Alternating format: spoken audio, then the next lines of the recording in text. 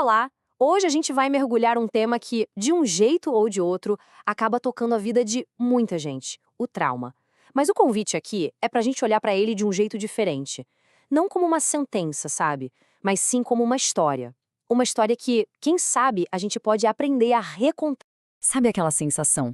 Muitas vezes o trauma é exatamente isso. Uma sombra antiga que, de repente, puxa a gente de volta para lugares que a gente jurava que já tinha superado. É um sentimento que muita gente conhece bem. Essa impressão de que o passado ainda tem um poder enorme sobre o nosso presente. Mas e se a gente estiver olhando pra isso do jeito errado? E se o trauma não for exatamente o que a gente sempre pensou que ele é? É essa pergunta que vai ser o nosso guia hoje. Então vamos lá, para a nossa primeira pista nessa investigação. Ela tem a ver com um conceito-chave: a desconexão de si mesmo. Para o médico Gabor Maté, o trauma não é o que aconteceu lá fora, o evento em si.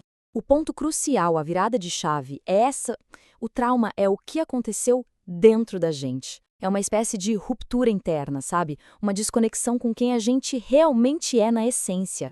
E a consequência disso é profunda. Significa que a dor que a gente carrega não vem só do evento, mas daquele sentimento de ter ficado sozinho para lidar com tudo aquilo. A ferida principal, por essa ótica, é a ferida do isolamento. E isso nos leva direto para nossa segunda pista, que está guardada num lugar bem físico, o grande arquivo do nosso corpo. É aqui que entra o trabalho incrível do psiquiatra Bessel van der Kolk. A ideia dele é que o corpo guarda as marcas. Ele mostra como o corpo segura aquilo que a mente não deu conta de processar. E como isso aparece? Em tensão física, em estar sempre alerta, ou até num certo desligamento emocional.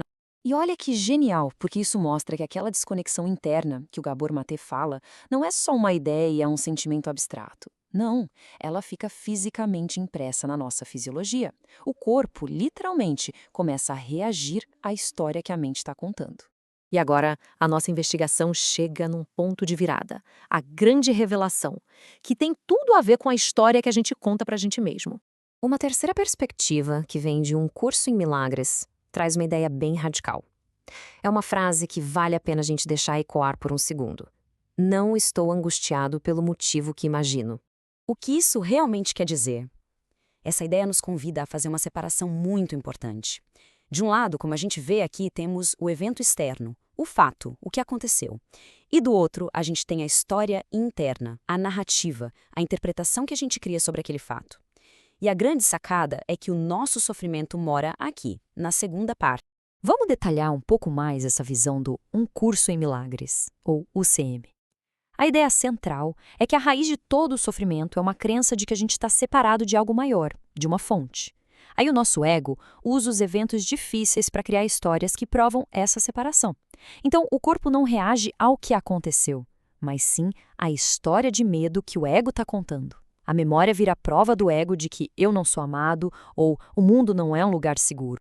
Ok, mas como é que essas três visões, que parecem tão diferentes, se conectam?